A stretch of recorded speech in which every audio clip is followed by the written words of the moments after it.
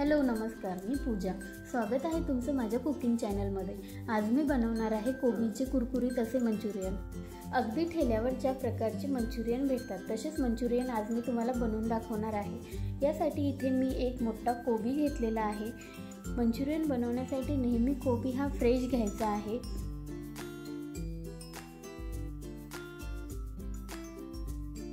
मध्यम आकाराचा कॅबेज मी इथे घेतलेला आहे. हा कॅबेज मी स्वच्छ पाण्याने धुवून घेतला. मंचुरियन बनवण्यासाठी कोबी किसून घ्यायचा आहे. त्यासाठी अगोदर कोबी चिरून घ्यायचा.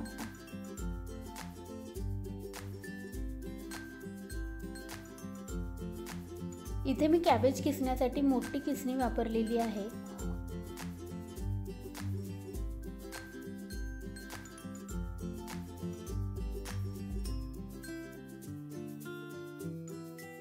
अशा प्रकारे थोडी जाडसर कोबी मी किसून घेतलेली आहे. किसून घेतलेल्या कोबीमध्ये चवीपुरतं मीठ टाकायचं. सगळं व्यवस्थित मिक्स करायचं. अशा प्रकारे कोबी मिठामध्ये व्यवस्थित चोळून घ्यायची. कोबीला मिठामुळे पाणी सुटलेलं आहे. 1 चम्मच सोया सॉस टाकायचा. अर्धा चम्मच लाल तिखट टाकायचं. लसूण आणि अद्रकची पेस्ट टाकायची. 1 चम्मच शेजवान चटणी टाकून घेऊ. इथे मी थोडा फूड कलर टाकलेला आहे. यामुळे मंचुरियनला छान असा कलर येतो. हे टोटली ऑप्शनल आहे. तुम्हाला नसेल टाकायचं तर नका टाकू, स्किप पण करू शकता. सगळं व्यवस्थित मिक्स करायचं.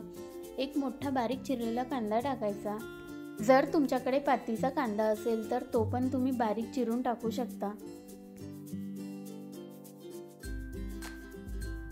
आता या मिश्रणामध्ये अर्धी वाटी मैदा टाकायचा.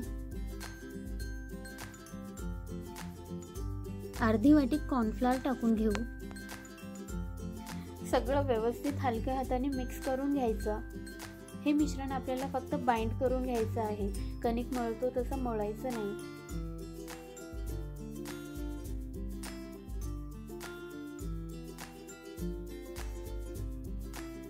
अशा प्रकारे मंचुरियनचं मिश्रण तयार झालेलं आहे.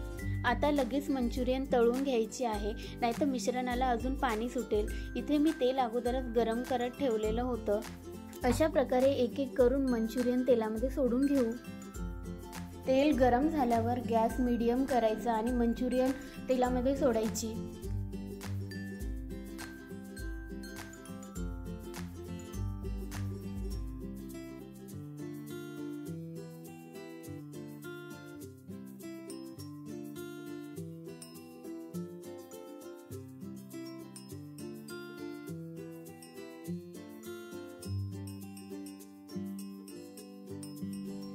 मंचुरियन 5 मिनिट मध्यम टू मीडियम गॅसवर तळून घ्यायची आहे. त्यानंतर शेवटी 1 मिनिट गॅस फुल करून मंचुरियन क्रिस्पी होईपर्यंत छान तळून घ्यायची.